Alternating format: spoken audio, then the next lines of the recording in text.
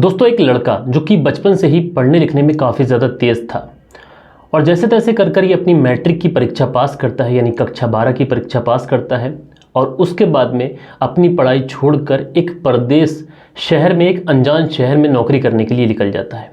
दरअसल इसकी जो माली हालत होती है वो ऐसी नहीं होती है कि ये बच्चा आगे पढ़ाई कर पाए, इसलिए ये घर की जिम्मेदारियों में, घर के बोझ तले दबकर नौकरी की तलाश में निकल जाता है।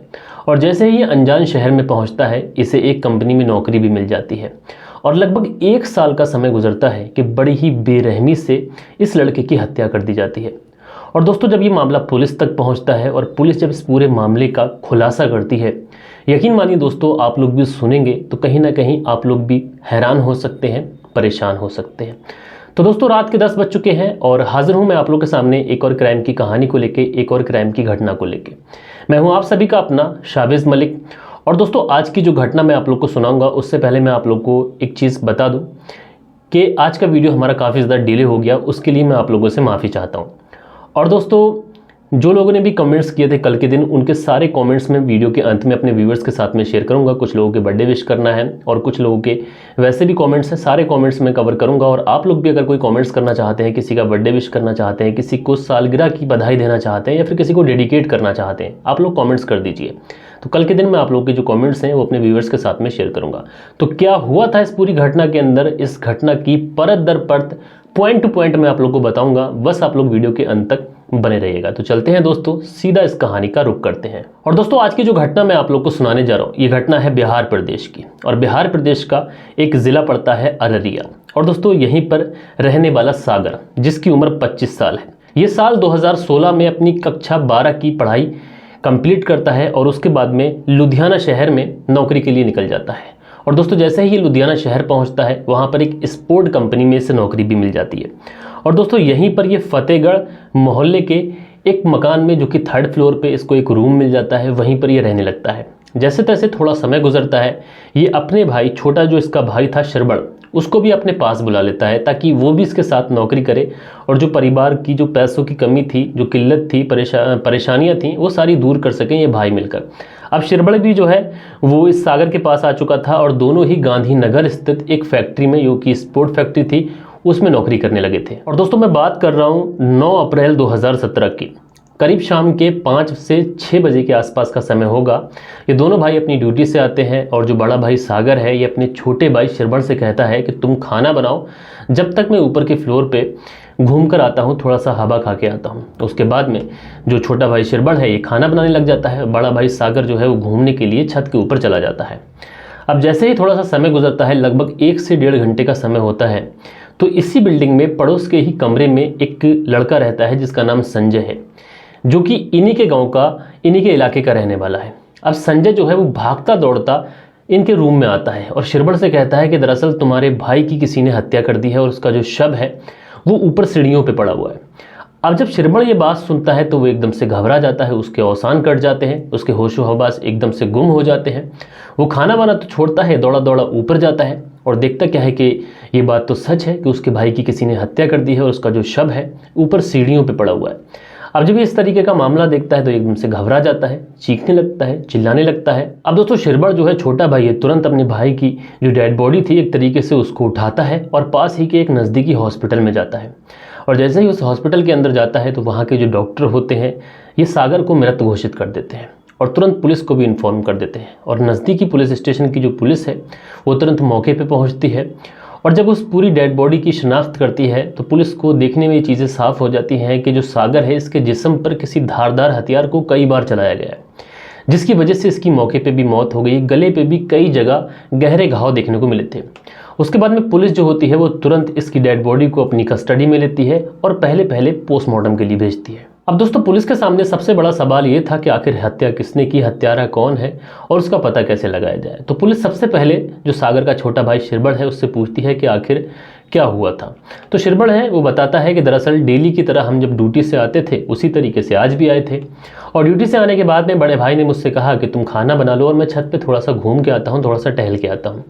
और जैसे ही थोड़ा समय गुजरता है, मैं खाना बना रहा था, उसी समय मेरे गाँव का ही रहने वाला, जो कि पड़ोस के कमरे में रहता है, संजय दौड़ा दौड़ा मेरे पास आता है और कहता है कि श्रवण, तुम्हारे भाई की किसी ने हत्या कर दी है और उसकी जो डेड बॉडी है वो ऊपर सीढ़ियों पे पड़ी हुई है।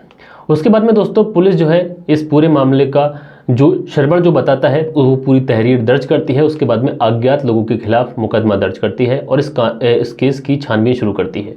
अब दोस्तों पुलिस इस केस की पूरी छानबीन करने के लिए सबसे पहले जो ऊपर का फ्लोर था वहाँ पर पहुँचती है, और जैसे ही छत पे पहुँचती है तो देखती क्या है कि सीढ़ियों पर कई जगह बहुत सारा खून लगा हुआ है और छत के ऊपर भी कई जगह खून लगा हुआ है। उसके बाद में दोस्तों पुलिस इस पूरे मामले की छानबीन करते हुए जैसे ही बिल्डिंग से बाहर निकलती है तो देखती क्या है कि इस बिल्डिंग के बाहर लगभग 100 से 200 साइकिलें खड़ी हुई हैं। यानी पुलिस को अपनी छानबीन में पता चलता है कि ये जो मकान मालिक है इसने जो पूरा बिल्डिंग है वो पूरी की पूरी बिल्डिंग प्रवासी मजदूरों को किराए पे दे रखी है। और ज़्यादातर जो प्रवासी मजदूर थे ये बिहार प्रदेश के थे, और उसमें भी ज़्यादातर जो मजदूर थे वो सागर के ही गाँव के आसपास के और सागर के गाँव के रहने वाले थे। और जो बिल्डिंग का मालिक था उसने इस बिल्डिंग के सामने ही एक किराने की दुकान खोल रखी थी ताकि इस बिल्डिंग में जो भी रहने वाले प्रवासी मजदूर हैं वो उसकी दुकान से सामान खरीद सकें। अब दोस्तों पुलिस उस मकान मालिक से जिसने किराने की दुकान कर रखी थी उससे इन साइकिलों के बारे में पता करती है कि आखिर ये साइकिलें किसकी हैं और इतनी सारी। तो जो मकान मालिक है वो कहता है कि साहब जितनी भी साइकिलें हैं ये सब के सब जो इस बिल्डिंग के अंदर जो प्रवासी मजदूर रहते हैं ये सब उन्हीं की साइकिलें हैं। दरअसल पुलिस को उन साइकिलों के आसपास एक साइकिल की चाबी भी गिरी हुई दिखाई पड़ती है। उसके बाद में दोस्तों पुलिस इस छानबीन करने के लिए उस चाबी को उठाती है और अपने खबरियों को भी एक्टिव करती है। उसके बाद में पुलिस थाने चली जाती है।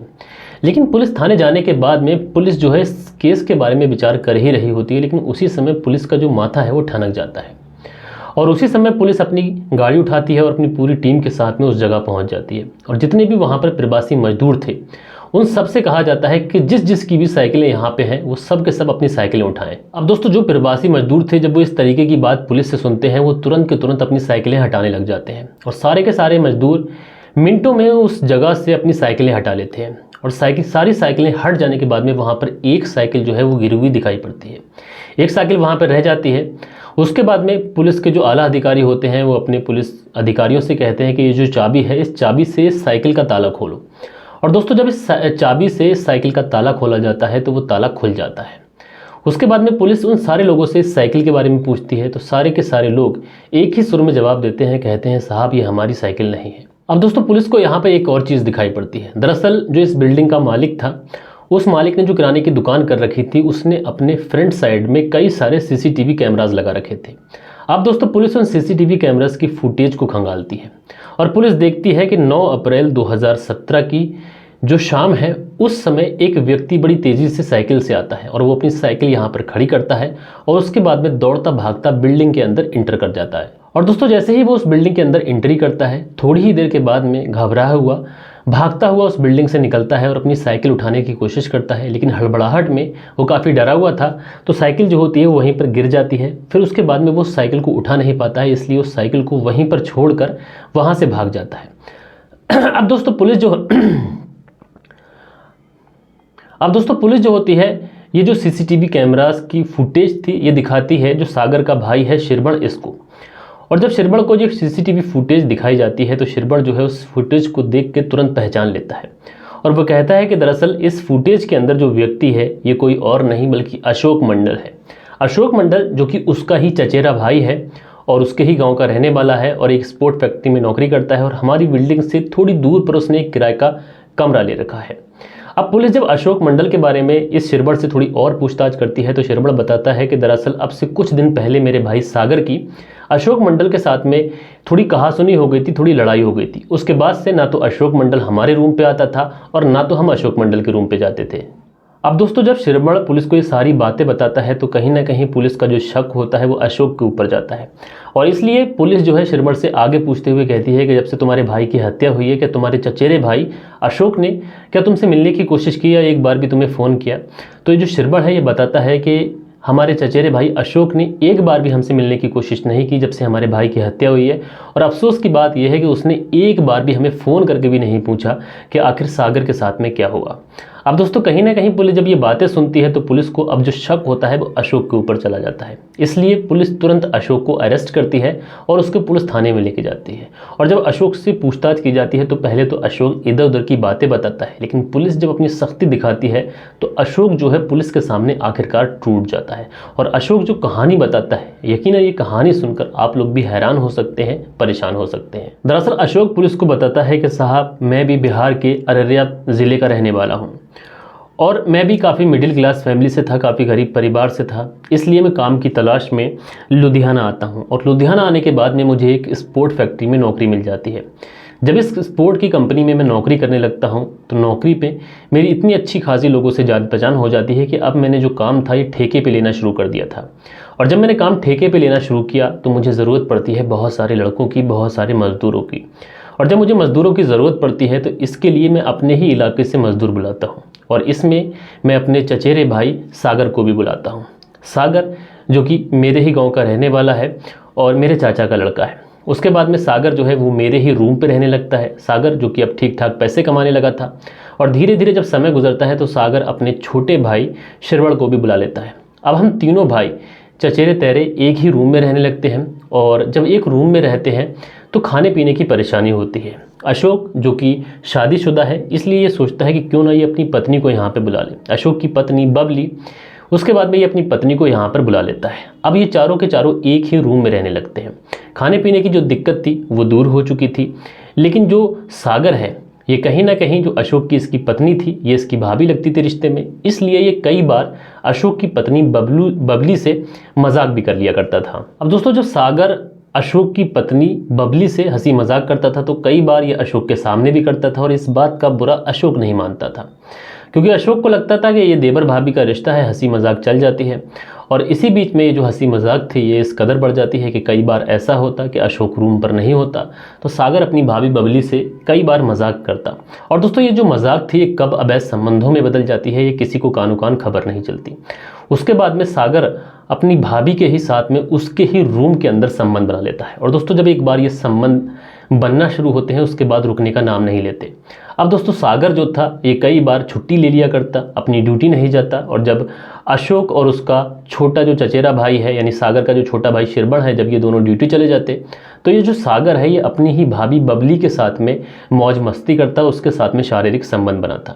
और दोस्तों कहते हैं ना कि ये जो प्रेम प्रसंग होते हैं, जो एक तरीके से अवैध संबंध होते हैं, ये ज़्यादा दिनों तक नहीं छुप पाते। और एक दिन अशोक जो है ये अपनी पत्नी और अपने भाई सागर को रंगे हाथों पकड़ लेता है। जब ये अपनी पत्नी और अपने चचेरे भाई सागर को रंगे हाथों पकड़ता है तो ये बड़ा दिमाग से काम लेता है। ये अपनी पत्नी और सागर को भी समझाता है और समझाने के बाद में इनसे कहता है कि ये जो सब हो रहा है ये ठीक नहीं है और ये बातें अगर समाज में पहुंची तो बहुत बदनामी होगी। अब सागर और जो बबली है ये दोनों अशोक के सामने हाथ जोड़ने लगते हैं और कहते हैं कि हमसे गलती हो गई, आइंदा से ऐसी गलती कभी नहीं होगी। अब कहीं ना कहीं अशोक भी इन दोनों को माफ़ कर देता है। वो सोचता है कि जाने अनजाने में ये सब हो गया होगा, लेकिन अगर अब ये दोनों माफ़ी मांग रहे हैं तो इन्हें माफ़ करना चाहिए, इन्हें एक मौका देना चाहिए। लेकिन दोस्तों अशोक तो माफ़ कर देता है लेकिन सागर और बबली जो थे ये सुधरने का नाम ही नहीं लेते। अब ये लगातार अशोक को धोखा देने लगे थे। जब भी इन्हें मौका मिलता ये दोनों एक दूसरे से शारीरिक संबंध बनाते और इसी तरीके से ये सब कुछ चल रहा था। अब दोस्तों चोरी छुपे ये सब कुछ चल तो रहा था बबली और सागर के बीच में, लेकिन एक दिन जो अशोक है ये एक बार फिर से इन दोनों को रंगे हाथों पकड़ लेता है। अब जब इस बार रंगे हाथों पकड़ता है दोस्तों तो इस बार ये अपनी पत्नी और अपने चचेरे भाई सागर के साथ में काफ़ी ज़्यादा मारपिटाई करता है और उसके बाद में इन दोनों भाइयों को श्रवण और सागर को अपने रूम से निकाल देता है। उसके बाद में ये लोग इस बिल्डिंग में आके एक रूम लेते हैं, यहाँ रहने लगते हैं। उधर सागर अपनी पत्नी को भी गाँव भेज देता है और ये सब कुछ करने के बाद में सागर को लगता था कि शायद अब सब कुछ ठीक हो जाएगा, क्योंकि उसने अपनी पत्नी को गाँव भेज दिया है और अपने दोनों भाइयों को यहाँ से निकाल कर दूसरी बिल्डिंग में शिफ्ट करा दिया है। लेकिन दोस्तों ये उसकी गलतफहमी थी, क्योंकि सागर और बबली जो थे ये दोनों एक दूसरे से इतनी ज़्यादा एक तरीके से मोहब्बत करने लगे थे, या फिर इसको जो भी बोलो, कि इन दोनों को एक दूसरे की आदत हो जाती है और फिर ये लगातार फ़ोन पे बात करने लगे थे। लेकिन दोस्तों जैसे ही ये फ़ोन पे बात करने लगे थे अब इस बात की धीरे धीरे जो भनक थी वो आस पड़ोस के लोगों को लगती है और इस तरीके से ये जो बात थी पूरे गांव में फैल जाती है। और दोस्तों जब ये बात पूरे गांव में फैलती है तो अशोक की बड़ी बदनामी होती है, इसलिए अशोक गुस्से में आग बबूला हो जाता है। इसीलिए 9 अप्रैल 2017 को ये एक बार सागर को फिर से फ़ोन करता है ताकि उसे समझा सके, और एक बार फिर ये उससे कहता है कि सागर ये सब कुछ ठीक नहीं है और तुम ये सब कुछ छोड़ दो, बड़ी बदनामी हो रही है। लेकिन सागर जो है वो कहता है कि शायद ये मुझसे छूट ना पाए, इसलिए अशोक है उससे पूछता है कि आखिर तुम इस समय हो कहाँ, मैं तुमसे बात करना चाहता हूँ। तो सागर है वो बताता है कि वो अपनी ही बिल्डिंग के छत पर है उसी समय जो अशोक है ये अपनी साइकिल उठाता है और उसी समय पहुंच जाता है उस बिल्डिंग में लगभग 5 से 5:30 बजे के समय, जो फुटेज सीसीटीवी कैमरे में कैद हुई थी। और जैसे ही ये ऊपर जाता है तो जो सागर है उस समय अशोक की ही पत्नी से बात कर रहा होता है, और बात भी इतनी ज़्यादा आपत्तिजनक, इतनी ज़्यादा गंदी बात कर रहा होता है, तो कहीं ना कहीं अशोक के पांव तले से ज़मीन खिसक जाती है। लेकिन अशोक जो था वो वहीं पर सहम जाता है, कोने में छुपकर सारी बातें सुनता है, और सागर को इस बात की भनक नहीं लगती है। जब ये सब इस तरीके की बातें सुनता है तो अशोक का गुस्सा उस समय साथ में आसमान पे चला जाता है और ये मार्केट जाता है, वहीं से एक तेज़ धारदार हथियार खरीदता है और वापस से उस बिल्डिंग के अंदर आ जाता है। और उसके बाद में एक बार फिर सागर को समझाने की कोशिश करता है, लेकिन सागर, अशोक बताता है कि उससे गंदी गंदी बातें करने लगा उसकी बीबी के बारे में, और उसके साथ में आपत्तिजनक भाषा इस्तेमाल करने लगा। और जब अशोक का सब्र का बांध टूट गया तो उसने उस तेज़ धारदार हथियार से सागर के जिस्म पर कई सारे वार कर दिए, जिसकी वजह से उसकी मौत हो गई। उसके बाद में अशोक हड़बड़ा कर वहाँ से भागता है, अपनी साइकिल उठाने की कोशिश करता है, लेकिन साइकिल वहाँ पर गिर जाती है, इसलिए हड़बड़ाहट में ये वो साइकिल छोड़कर वहाँ से फरार हो जाता है। अब दोस्तों, जब अशोक ये कहानी पुलिस को बताता है तो पुलिस भी कहीं ना कहीं हैरान होती है, और अशोक की ही तहरीर पर अशोक को गिरफ्तार कर गंभीर धाराओं में उसके खिलाफ मुकदमा दर्ज कर उसको जेल भेजा जाता है। दोस्तों, आप लोगों ने देखा कि किस तरीके से अवैध संबंधों ने 2 फैमिलियों को बर्बाद कर दिया। सागर जो कि इस दुनिया को छोड़ के जा चुका है, अशोक जो अपनी पूरी ज़िंदगी जेल में गुजारेगा। और दोस्तों, ज़्यादातर जो क्राइम हो रहे हैं आज के ज़माने में, उन सारे ही क्राइम के पीछे अगर कोई सबसे बड़ी वजह है तो वो है अवैध संबंध। और दोस्तों, अवैध संबंध एक ऐसी चीज़ होती है जो इंसान के परिवार को हल्के हल्के दीमक की तरह खाती है, लेकिन इंसान समझता है कि शायद वो उन सब चीज़ों को कर भी लेगा और किसी को कानो कान खबर नहीं मिलेगी। लेकिन अशोक ने जो रास्ता चुना वो क्राइम का रास्ता चुना। अशोक चाहता तो इस पूरे मामले का हल दूसरे तरीके से भी निकाल सकता था। अशोक अपनी पत्नी को छोड़ सकता था, या फिर कुछ और पुलिस का सहारा ले सकता था, अपनी पत्नी के मायके में शिकायत कर सकता था, या फिर सागर के परिवार वालों से शिकायत कर सकता था। बहुत सारे रास्ते होते हैं, लेकिन क्राइम का रास्ता उसने चुना, जिसकी वजह से अब वो पूरी ज़िंदगी अपनी जेल में गुजारेगा। बहरहाल दोस्तों, आप लोग जो भी कहना चाहें इस वीडियो के बारे में, इस क्राइम की घटना के बारे में, अपनी राय नीचे कमेंट्स बॉक्स में दीजिएगा। और अब वक्त होता है आप लोगों के कमेंट्स पढ़ने का। दोस्तों, हमारी वीडियो पे जो पहला कमेंट्स आया है यह है गौरव ठाकुर का, और ये बोलते हैं कि आपकी सारी कहानी अच्छी होती हैं, और इनकी सारी साहिबा हैं कोमोलिका यादव। इनका बर्थडे है 28 सितंबर को। तो कोमोलिका यादव जी, आपका जो बर्थडे है 28 सितंबर को, ये मेरी तरफ से और मेरी सभी ऑडियंस की तरफ से, सारे व्यूवर्स की तरफ से आपको आपके जन्मदिन की बहुत सारी बधाई। और उसके बाद में जो अगला कमेंट्स आया है, इनकी जो आईडी है ये मंतिम नाम से है, और ये बोलते हैं सर मैं थार से आपकी कहानी सुनता हूँ। उसके बाद में जो अगला कमेंट्स आया है यह है हरदीप सिंह का, और ये कहते हैं कि वेरी नाइस सर। उसके बाद में जो अगला कमेंट्स आया है यह है शब्बीर सुधार का, और ये कहते हैं कि मैं दुबई से हूँ। तो आपका बहुत बहुत धन्यवाद कि भाई आप हमारी स्टोरीज़ को, हमारी क्राइम की कहानियों को दुबई से देख रहे हैं।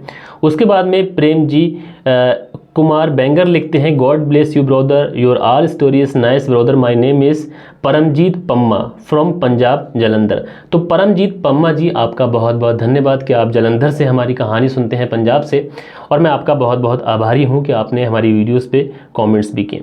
उसके बाद में संजीव शर्मा लिखते हैं कि मेरा नाम संजीव शर्मा है। भाई आपको भी मैं आपका भी बहुत बहुत धन्यवाद कहना चाहूँगा कि आप हमारी वीडियो देखते हैं। उसके बाद में भाई लिखते हैं संतोष कुमार जी, ये कहते हैं कि भाई जो आपकी कहानी है इन्हें पूरा सुनाया करो कि प्लीज़ केस के बाद में क्या हुआ। तो देखो दोस्तों, जो अगर केस के बाद में कुछ होता है तो वो मैं कवर करता हूँ, लेकिन अगर व्यक्ति को जेल भेज दिया जाता है तो वहाँ तक जो कहानी है वो एंड हो जाती है। उसके बाद में जो अगला कमेंट्स है यह है सर आपकी कहानी बहुत अच्छी लगती है और मैं प्रतिदिन सुनता हूँ, और लालचंद तिवारी जौनपुर प्रेमपुर। तो लालचंद तिवारी जी, आपका बहुत बहुत धन्यवाद कि आप हमारी कहानी को सुनते हैं और अपना प्यार देते हैं। उसके बाद में जो अगला कमेंट्स है ये है नरेश पाल का, और नरेश पाल जी लिखते हैं कि सर लगे रहिए, आपको एक दिन कामयाबी ज़रूर मिलेगी। तो नरेश पाल जी, आपका बहुत बहुत धन्यवाद। उसके बाद में जगबीर गौतम लिखते हैं कि मैं जगबीर गौतम जनपद कासगंज से आपकी कहानी सुनता हूं। तो जगबीर गौतम जी, कि आपका बहुत बहुत धन्यवाद कि आप हमारी कहानी को सुनते हैं और अपना प्यार देते हैं। उसके बाद जो अगला कमेंट्स है वो कमेंट्स है यहाँ पर राकेश त्यार का, और ये कहते हैं कि जहाँ पर अंधविश्वास होता है वहाँ पर 100% हानि होती है। उसके बाद में जो अगला कमेंट्स है ये कमेंट्स है सन्नी मेहरा का, और ये कहते हैं कि थैंक्स सर, बस अब से जो ये दारू पीते थे ये बंद कर दूंगा दारू पीना, और बाकी आपका जो चैनल है ये बढ़िया ग्रो करेगा। तो भाई चैनल भी ग्रो करेगा आप सबके प्यार से, लेकिन आप दारू पीना छोड़ दीजिए, ये सही बात नहीं है। उसके बाद में जो अगला कमेंट्स है ये है अनिल सरकार जी का, और ये कहते हैं सर जी ये कहानी नहीं बल्कि एक तरीके से जो अंधभक्ति है उसको मिटाना और मानव को जगाने का संदेश है। भाई आपका बहुत बहुत धन्यवाद, आप इस तरीके से प्यार दे रहे हैं। उसके बाद में आप अगली जो कहानी है ये हरिनाम नाम से इनकी आईडी है, और ये लिखते हैं बेस्ट मेथड है स्टोरी सुनाने का, बेस्ट मेथड, और ये लिखते हैं हरिनाम, नाम है मेरा आदित्य। उसके बाद में अगला जो कमेंट्स है इनका जो नाम है इन्होंने ऑलरेडी कर दिया था, मैंने इनका बर्थडे विश, इन्होंने दूसरा कमेंट्स यहाँ पे किया है। उसके बाद में जो अगला कमेंट्स है ये कमेंट्स है शहाबुद्दीन का, और ये कहते हैं कि सर सारी की सारी कहानी आपकी काफ़ी ज़्यादा अच्छी लगती है। उसके बाद में सुनील त्यागी जी हैं और कहते हैं कि आपकी कहानी मुझे बहुत पसंद है। रेनू सुनील त्यागी सियाना बुलंदशहर से, तो आपका बहुत बहुत धन्यवाद कि आप हमारी कहानियों को देखते हैं। मनोज कुमार बबलू कहते हैं कि सर आपकी कहानियाँ मुझे बहुत पसंद है। भाई आपका बहुत बहुत थैंक यू।